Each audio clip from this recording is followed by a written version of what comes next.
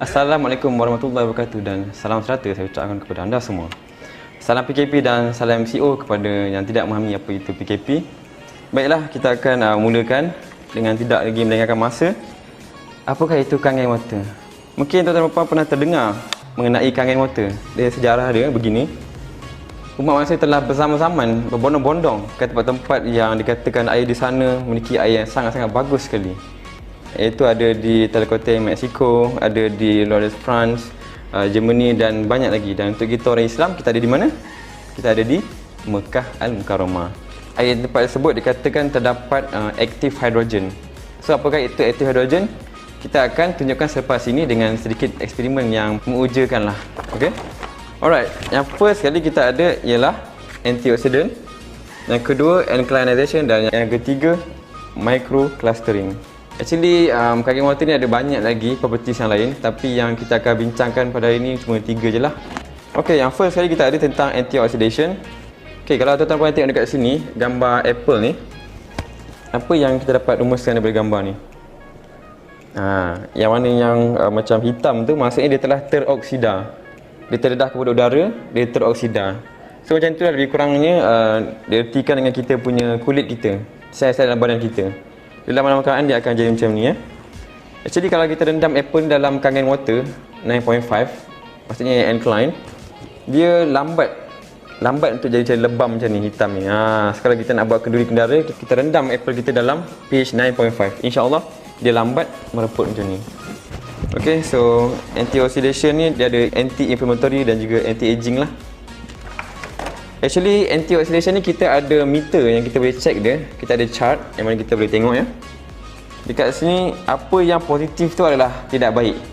Biasanya cikgu kat sekolah ajar kita positif tu baik kan, negatif tak baik. Tapi kat sini berbeza. ORP ni bermaksud oxidative reductive potential. Positif ni kita ada of course lah, air-air yang bergas ni dia adalah positif. And then kita ada tap water positif juga, RO water ataupun distilled water, drinking water.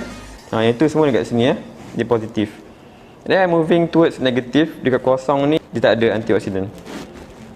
Okey, bawah pada antioksidan ni kita ada vitamin C. Okey, dah start bagus sikit ya. Vitamin C ni dia ada sedikit antioksidan. And then kita ada green tea. Green tea pun bagus juga, dia tinggi dalam antioksidan. Dalam negatif 100 sangat bagus. Tetapi banyak mana kita sanggup untuk ambil ya sehari. Mungkin segelas, mungkin 2 gelas, itu maksimum.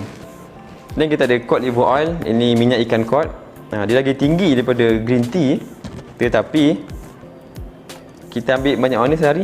Mungkin 1 sudu saja. Okey. Okey, next. Next jam kat sini kita ada actually negatif 400 ni kita boleh dapat dari brokoli, kita boleh dapat daripada berries. Tetapi kalau macam brokoli kita perlukan 5 kilo brokoli. Kita dapat negatif 400. Kita perlukan 2 kg berries. Kita dapat negatif 400. Tetapi dengan kangen water hanya memerlukan 1 gelas sahaja, tuan-tuan dan puan-puan. Alright.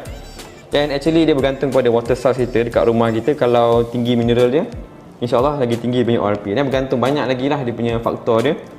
Ini kita ambil yang sekurang-kurang je lah negatif 400. Nanti saya akan share dengan tuan-tuan dan puan-puan. Dia boleh reach negatif 400 ke negatif 1000 bergantung kawasan. Okay. Okay, so kita ada meter dekat sini. Nama meter ni ORP meter, oxidative reductive potential meter dia.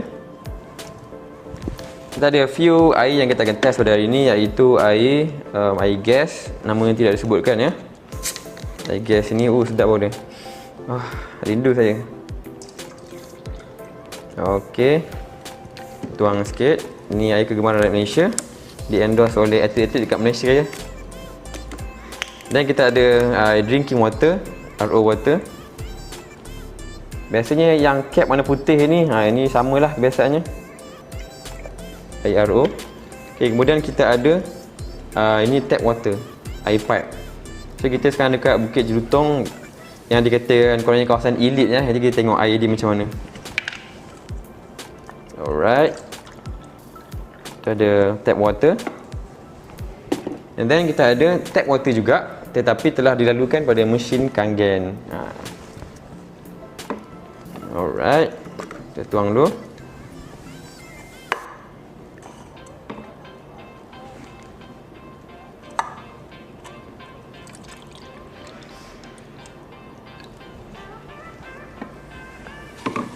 Okey. So menggunakan ORP meter ni, saya akan cek berapakah kandungan air ni. Okay, first kita ada air gas kegemaran rakyat Malaysia, air isotonik ke sama je lah. Kita baca kat sini nampak 443 ya, ORP dia positif. Dia sangat-sangat mengoksidakan. Tapi kenapa orang kata minum air ni kita jadi bagi bertenaga? Kenapa rasa macam sihat? Sebabnya dalam ni banyak kandungan gula yang tinggi. Jadi dia akan memberikan kita tenaga ya. Dan kita ada air RO, drinking water ataupun yang cap warna putih ni, penutup putih. Dan kebanyakan mesin kat rumah pakai teknologi RO. Tengok ya, 400 dia punya ORP dia. Sangat-sangat tinggi, almost 400 ya. Next kita ada tap water kawasan elite ni. Nampak ni, tinggi 571 dan masih climbing lagi. 580, nampaknya lagi tinggi daripada air RO ni.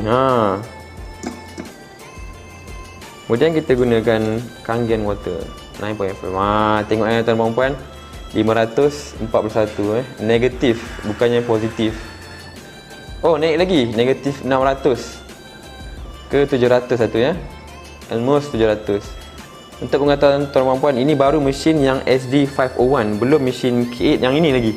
Sebab mesin ni kita dah cabut, so kita gunakan air yang SD tu untuk tujuan tayangan kat sini. Okey, so nampak tak? Sangat-sangat tinggi. Saya patah balik ke sini. Nampak? Terus pergi positif. Ke sini, air Kangen. Terus ke negatif. Nampak? Tinggi sangat. So, dia bagus untuk melawan oksida dalam badan kita ya. Okey, untuk properties yang seterusnya. Okey, gambar seterusnya saya akan tunjukkan. Ini adalah kita punya CEO kita, Mr. Hironari Oshiro. So, boleh tengok dekat sini ya. Dia dengan kawan dia sebenarnya adalah sebaya. Biasa kalau kita tanya dekat orang, orang akan katakan beza antara mereka berdua ni lebih kurang 20 tahun. Tapi sebenarnya mereka adalah classmate sebenarnya. Rakan sekelas masa di Jepun. So, nampak macam orang putih sikit kan. Sebenarnya bukan, dia orang Jepun. Mungkin angle nya. Nampak tak? Actually dia punya rambut ni adalah original warna hitam. Dia tak ada colouring warna hitam tu. Bila dia datang Malaysia, kita intai kat atas kepala dia, dia tak ada warna putih. Okay, next. Property seterusnya kita ada pH water. pH ni actually kita nak tengoklah sama ada dia acid ataupun dia alkali. Kalau tengah-tengah ni warna hijau ni maksudnya dia neutral. Dia bukannya acid, dia bukannya alkali. Okay. So first kali kita akan test. Maaf saya hilang suara sikit. Itu karaoke ya. Okey. Kat sini kita ada pH tester. pH tester ni sama dekat satu dunia pun digunakan liquid ni. Dan carta ni pun sama satu dunia. First kali kita akan test dalam air gas, air isotonik ni, nampak tak? Di warna oranye, maksudnya dekat hujung ni. Sangat-sangat tinggi asid dia. So kalau untuk adik-adik yang tengah tengok video ni, saya ajak untuk insaf lah ya, bertaubat daripada minum air ni. Tengok kat sini. And then kita ada air RO ataupun penutup warna putih ni. Nampak tak, dia acidic, warna kuning. Dia pun asid yang tinggi juga kat sini. Kemudian kita ada tap water. Okey. Nah, so dia hijau Hijau ni maksudnya dia neutral. Dia neutral. Dia duduk kat tengah-tengah. Sebab ini memang government punya regulation. Dia tak boleh acid, dia tak boleh ni lah. Kalau acid nanti kan merosakkan pipe kita pula. Dan badan kita lah. Okey, nampak tak tu Kangen water bertukar warna? Dia boleh bertukar wajah. Boleh bertukar warnanya. Nampak? Tengok sini. Ujung saya alkali yang tinggi. Tuan-tuan daripada air yang warna hijau ni tukar yang purple. Actually Kangen water dia tak ada penambah pun. Dia tak tambahkan mineral dalam air kita. Jadi apa yang datang dari air pipe kita dipecahkan dalam ni menggunakan teknologi electrolysis. Siapa yang belajar fokus kat kelas dulu dia tahulah apa tu electrolysis. Dia bagikan dua air tu. Satu jadi alkali, satu lagi yang bawah ni dia akan keluar yang discharge ni, dia akan keluar air acid. Di electrolysis dia memang akan keluarkan dua-dua air tersebut acid dan juga alkali serentak. Okey, kenapa kita tak boleh minum benda yang acid? Kenapa kita perlu ambil benda-benda alkali dalam kehidupan seharian kita? Kerananya doktor ini Dr. Otto Heinrich Warburg ni, dia telah buat kajian pada tahun 1923. Hasil kajian dia dapati semua jenis pesakit kanser ni Tak kira lah kanser apa pun, dia ada dua persamaan, iaitu dia ada hypoxia dan juga acidosis. Hypoxia maksudnya kekurangan oksigen dan acidosis maksudnya badan yang berasid. Okey, sikit fakta untuk tuan-tuan perempuan di sana di rumah. Kalau kita kurangkan sel kita 35% daripada oksigen, dia berkemungkinan dalam masa 2 hari boleh tukar menjadi kanser sel. Hasil kajian daripada Dr. Otto Hein Warburg ni daripada Jerman ni, 8 tahun kemudian dia telah dianugerahkan dengan Nobel Prize pada tahun 1931. Pihak Nobel Prize tidak akan semena-menanya mengeluarkan Nobel Prize sebutlah. Katakanlah kalau tuan-tuan dan puan-puan pada hari ini rasa macam nak insaf. So to say ya. Rasa macam nak insaf lah kononnya. Okey lah, saya ingat saya nak cubalah kain water dekat orang yang kenalkan saya tu ya. Okey, ini adalah diet kita yang kebiasaannya, air pipe ni ya. Tengok kalau kita tuang kain water, nampak tak? Tukar menjadi apa? Sikit saja. Ini yang air pipe. Dan kita ada yang katakan kita ada pasang mesin kat rumah kita lah. Teknologi yang lama kan, TJRO tu. Nampak tak? Nampak? Sikit je dah tukar ni. Bagus, alhamdulillah. Okey, kemudian kita ada yang ni pula, air isotonic, air gas ni. Nampak tak? Dia tak boleh tukar wajah. Dia maintain je macam tu. Ambil kau. Kenapa macam ni? Sebab dia punya asid sangat-sangat tinggi ya. Dia tak boleh nak tukarkan warna dia pun. Dia maintain warna orange ni. Maksudnya dia asid yang sangat-sangat tinggi ya, dekat ujung ni. Kalau yang tadi kita tak sikit je dia dah bertukar warna, okey. Tapi katakanlah okeylah saya tak nak minum dah air asid ni. Saya tak nak minum air gas lah. Saya dah benci dengan air gas. Tapi tiba-tiba masa hari raya ke ataupun Chinese New Year, Deepavali, kawan-kawan kita ajak datang rumah kan. Biasanya kat rumah yang benda yang paling senang, contohnya kita malas nak buat air katakan. So kita pun hidangkan dekat kita punya tetamu air macam ni ya. Air gas. Kita pun datang rumah dia, kita nak jaga hati dia. Takkanlah kita tak minum langsung kan. Nanti dia kata dia ni kenapa ni kan, tak suka rumah aku ke? Tak suka dengan aku ke apa kan? So kita pun okey lah, kita pura-pura lah untuk minum. Kita pun ambil lah sikit satu penutup je. Tutup je, sap. Habis tuan-puan. Habis. Tukar warna macam ni. Ini air yang kita telah mengalkalikan dia. Jadi macam ni. Hasil yang sama yang kita dah tuang air kangen tadi, letak dalam air ni, nampak? Habis. Macam tu. Kangen water sendiri. Nampak? Ini hanya satu penutup sahaja tuan-tuan dan puan-puan, adik-adik dekat rumah sana ya. So, saya minta semua untuk insaf daripada buat benda-benda macam ni ya. Tak eloklah kita rosak kepada sendiri, Tuhan marah. Yang terakhir sekali kita ada micro clustering. Okey. Micro clustering ni maksud dia, micro tu halus lah dan cluster tu macam gumpalan. So actually pada masa zaman dulu kala, zaman tok nenek moyang kita dulu, air yang ada dekat rumah kita, bukan rumah kita, rumah diorang air dia halus macam ni. Nampak tak, dalam 5 ke 6 molekul satu air tu. Tapi zaman sekarang ni sebabkan oleh acid rain dan sebagainya, kehidupan kita yang berasid ni telah menjadikan air kita ni macam ni. Okay? Sebabkan industri dan asap dekat udara semua kan, bila hujan masuk dalam sungai jadi macam tu. So apa yang kita cuba perjuangkan sekarang ni is, kita nak masukkan air pipe kita dalam mesin kangen ni. Kemudian bila keluar tu dia jadi macam yang tok nenek moyang kita dulu. Sebab tu dia orang boleh hidup lama. Ni saya punya claim Okay, dekat tangan saya ada green tea. Green tea, kita gunakan green tea kerana green tea ni dia tak ada pewarna Jadi apa yang keluar itu adalah warna yang sebenarnya pada green tea ni sendiri Okey, first kali biasanya kita buat air teh, kita guna air apa? Kita guna air panas kan, betul Sebab apa? Bila air panas ni dia punya molekul dia halus. Tengok dekat sini, kita guna air yang room temperature, air pipe saja. Bila kita masukkan, nampak tak? Dia sama je. Dia tak tukar warna pun. Tapi kemudian bila kita masukkan dalam cawan yang sebelah ni, yang kita guna kangen water,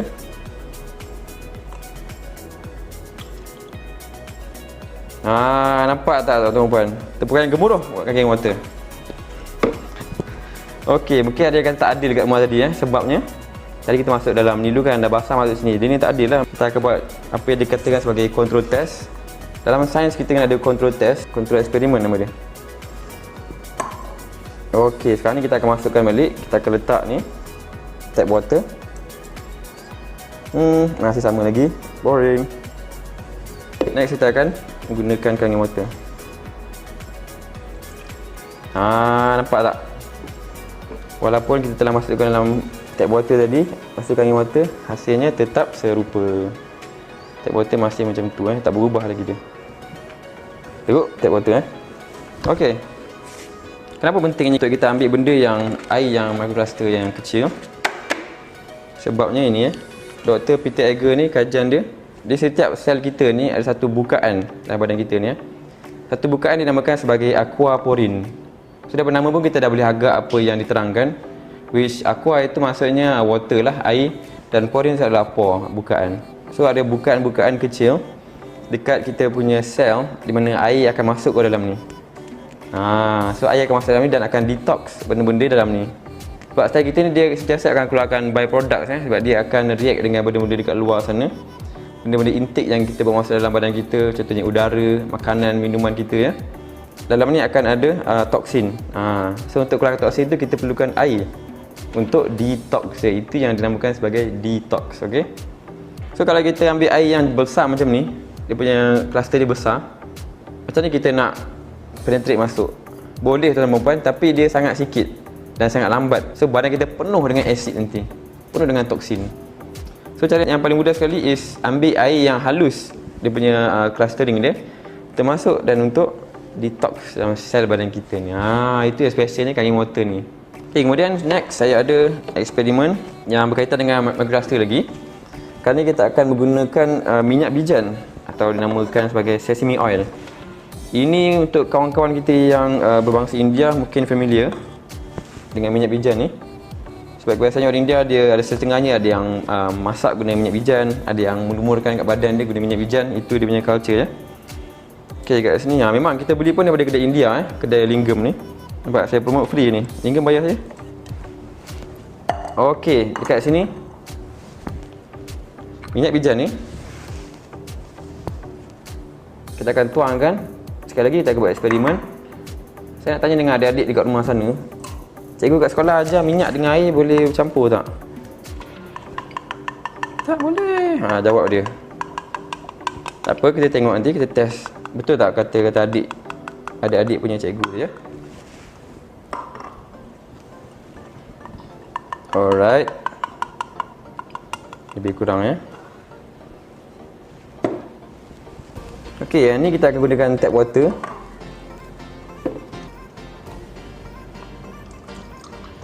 Nampak tak? Minyak tu ni atas. So betul lah kata-kata cikgu-cikgu sains tadi tu ya. Kita bayangkan macam ni kalau mak kita masak kat dapur, minyak ni atas kan kalau tak guna sabun. Macam tu lah. Ini yang spesialnya tentang kangen water machine ni. Di mana mesin kita bukan hanya untuk menghasilkan air minuman, namun kita boleh menghasilkan air yang digunakan untuk cuci buah-buahan dan sayur-sayuran kat rumah sana. Sangat special ya. Okey, kat sini adalah air yang pH paling tinggi sekali mesin kita boleh hasilkan, iaitu pH 11.5. Nampak Tapi air ini bukan untuk diminum ya, sebab kita ada tambahan mineral sikit yang ini. Yang ini sahaja. Okey, nampak. Nampak tak tuan-tuan dan puan? Saya letak saja bertukar wajah. Nampak tak? Kalau kamera ni nampak je, boleh nampak dia punya lantunan-lantunan ni. Antioksidan sangat tinggi dalam ni ya. Okey, kita compare dengan air ni tadi. Nampak tak macam ni? Jauh beza ya tuan-tuan dan puan. Okey, untuk eksperimen yang seterusnya, kita ada banyak sangat eksperimen sebenarnya. Kita ada ceri tomato.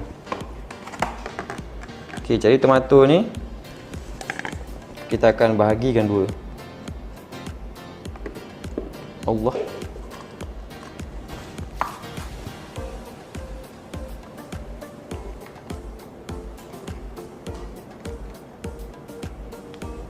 Kita akan bahagikan dua ya. Okey, biasanya kalau kat rumah kita basuh kita punya buah-buahan sayur-sayuran kita macam mana? Betul tu, kita menggunakan air pipe. Jarang lah kalau kita ada mesin filter dekat rumah, kita gunakan mesin filter kita untuk basuh air. Sebab biasanya mesin filter yang kita ada dekat rumah dia jauh Yang ini kita akan rendam dengan air tap water. Macam biasa mak kita buat kat rumah. Yang ini pula dengan air 11.5 ni. Alright, kita biar kat tepi dulu. Seterusnya kita ada Chlorine test. Chlorine test ni adalah untuk check sama ada air kita ada chlorine ke tak. Untuk orang yang ada aquarium kat rumah, biasanya dia tahu dengan benda ni. Ni boleh beli kat kedai aquarium. Okey, kita test tap water kita.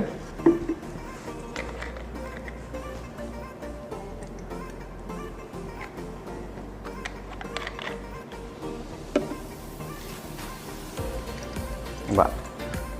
Tak ada klorin. Kalau dia punya air dia warna yang jernih, maksudnya dalam tu tak ada klorin. Kalau dia warna kuning ada klorin, dan kalau warna oren sangat-sangat tinggi klorin dia. Tapi kita nampak warna dia bukannya kuning, dah oren dah. Air pipe dekat Bukit Jelutong ni. Dan kita test Kangen water.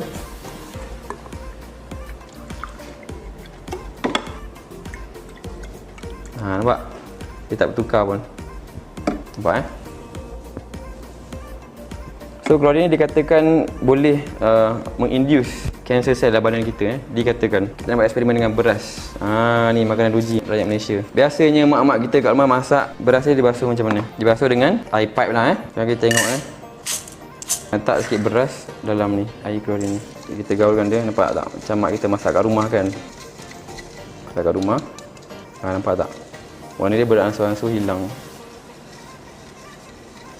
Maksudnya apa? Bila kita basuh tu kan, kita konon nak buang ulat dalam nasi lah kan. Tapi apa yang kita buat is kita masukkan klorin dalam beras kita Kemudian kita masak, kita hidang kat anak-anak kita, dekat suami kita, kat family kita, kita bagi jiran kita. Nampak tak? Ini yang berlaku sekarang sehari-harian. First time dulu, masa kita tengok first time, kita rasa macam kita dikejutkan daripada mimpi yang lena. Mimpi yang panjang Kita anggap air tu semua sama, tapi sebenarnya tidak. Air tu semua lain-lain Kemudian kita ada tap water. Ini contohnya kita basuh kat rumah, tap water. Untuk ini beras ni kita guna 11.5 cuci dia. Macam nak kena masak ada tomato, ada beras lah Ini yang tap water. Okey Contoh je. Dia biasa, dia tak ada keluarkan apa-apa warna pun, dia warna putih je Kita tengok yang kita cuci dengan 11.5 ni. Nampak tak warna dia? Seakan-akan hijau tu, kuning-kuning kehijauan. So itulah pesticide dalam kita punya beras kita. So actually petani ni dia spray racun serangga dekat beras kita. Kita tak boleh nak salahkan dia, sebab bila kita nak beras, kita nak yang elok, yang nak cantik. Kita tak nak ada serangga dekat beras kita. Tapi actually pengalaman kita sendiri, kita tanya dengan kawan-kawan kita dan family kita yang ada bisnes beras ni. Dia kata biasanya petani dia ada satu kawasan yang mana di kawasan itu kegunaan family dia saja. Sebab yang dekat situ dia tak letak racun serangga pun. Okey, kalau kita tengok kat sini apa yang orang yang tengah buat, dia tengah meracun apa tu? Meracun makanan kita. Tapi kita tengok apa yang dia pakai. Dia pakai mask tutup muka dia. Sebab apa? Dia sangat-sangat tak berani untuk hidu pun, tapi kita dengan sewenang-wenangnya makan benda itu semua. Tapi kita tak tahu kandungan dia ada apa. Kita dalam dia ada insecticide, fungicide, pesticide, herbicide, rodenticide, acaricide. Nak sebut pun tak reti lah rasanya. Bactericide, macam-macam lah side dalam ni Okey, so itulah pentingnya untuk kita mencuci makanan kita ni betul-betul Saya rasa saya akan ada eksperimen yang terakhir sekali, iaitu tomato ni, tomato cherry ni. Ini adalah yang kita gunakan tap water tadi.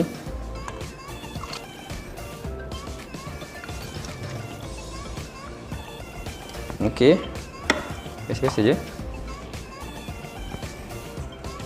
Yang ni pula yang kita gunakan 11.5. Dah boleh nampak dah warna dia. Warna dia dah bertukar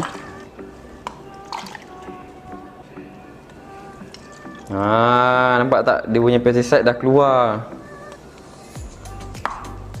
Nampak tak? Beza warna tu. Yang kanan, yang ini gunakan tap water, yang ini gunakan 11.5 So itulah pada saya Kangen water ni dia sangat-sangat special sebab dia boleh buat macam-macam jenis air Nanti saya akan tunjukkan air-air yang dikeluarkan oleh mesin ni. Baiklah, sebelum saya mengakhiri saya punya topik pada hari ni, saya nak share lah beberapa buku. Sebab saya bukanlah seorang doktor tapi apabila seorang doktor yang bercakap, dan bukan doktor biasa saja, merupakan seorang doktor pakar, iaitu Dr. Hiromi Shinya. Doktor ni merupakan seorang doktor pakar gastroenterologist, iaitu pakar bahagian perut lah Dia telah menulis beberapa buah buku, dan dalam buku ni one of the buku is Enzyme Factor and Rejuvenation Enzyme. Dalam buku ni, the whole topic ceritakan tentang Kangen water. Yang dalam buku yang Enzyme Factor ni, dia tulis tentang kebaikan minum air-air yang beralkali. Yang dia sebut dengan secara eksplisitnya, dia sebut Kangen water. Dan doktor ni kita tak ada endorse dia pun, tapi dia sendiri yang cuba air ni pada pasien dia.